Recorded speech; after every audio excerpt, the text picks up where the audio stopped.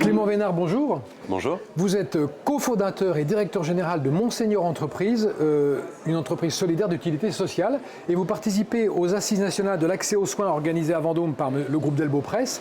Est-ce que vous pouvez nous présenter votre entreprise Monseigneur? Comment est-elle née et pourquoi? Ça répondait à quel besoin? Bien volontiers. Monseigneur est une entreprise qui a été créée en 2019 et qui s'est donné la mission de développer un métier nouveau ou discret dans l'univers du prendre soin, le métier d'accueillant familial. Dont le statut existait depuis longtemps mais n'avait pas été exploité. C'est tout à fait ça. Voilà. C'est un métier qui existe depuis 36 ans, le métier d'accueillant familial, qui consiste pour une personne, un soignant, à accueillir au sein de son foyer familial 3 personnes âgées.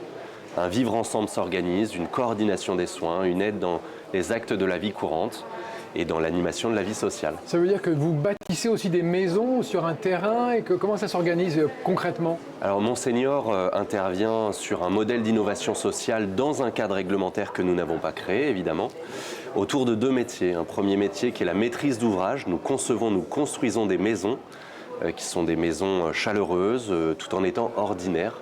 Maisons qui vont devenir les résidences principales des accueillants familiaux, de leur famille et de chacune des 3 personnes âgées en perte d'autonomie. Et nous assurons un deuxième métier, c'est le métier de coordination sociale. Nous sommes une équipe qui allons épauler l'accueillant familial dans l'exercice quotidien de son métier à travers du remplacement, de la formation professionnelle, de la gestion administrative, la médiation, etc., etc. Et Monseigneur existe depuis 5 ans, vous m'avez dit? Oui, ça fait un peu plus de 5 ans maintenant. Est-ce qu'on peut faire un petit bilan de ce qui a été créé? Combien de personnes sont déjà prises en charge? Oui, bien volontiers. Alors, il y a eu 2 phases dans l'histoire de vie de Monseigneur. Une première phase où nous avons accompagné les accueillants familiaux traditionnels, c'est-à-dire ceux qui ne nous ont pas attendus pour faire ce métier. Nous les accompagnons dans la mise en relation avec des personnes âgées. Nous avons accompagné des centaines de séjours dans ce cadre-là. Et puis est intervenu un virage dans la vie de Monseigneur il y a 4 ans, où nous avons, en plus de ce métier de coordination sociale, d'accompagnement des professionnels accueillants, nous avons conçu une brique, celle de l'habitat et de la maîtrise d'ouvrage. Donc nous concevons des hameaux de 3 maisons individuelles qui sont réunies sur un seul et même site, partageant un grand jardin paysager avec soin. Et un potager. Et un potager surélevé, ouais. Absolument, bien sûr, toujours, ainsi qu'une 4e petite maison pour recevoir la famille et puis partager des moments de vie en toute intimité et dans tout le confort nécessaire. Et combien vous en avez fait déjà des maisons depuis 5 ans? Nous avons 5 hameaux de 3 maisons qui sont en fonctionnement et qui accueillent 9 personnes âgées à chaque fois. D'accord.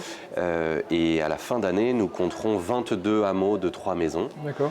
Nous avons débuté sur la région Auvergne-Rhône-Alpes avant de d'essaimer. Nous sommes dans une phase assez intense et très, très intéressante de passage à l'échelle.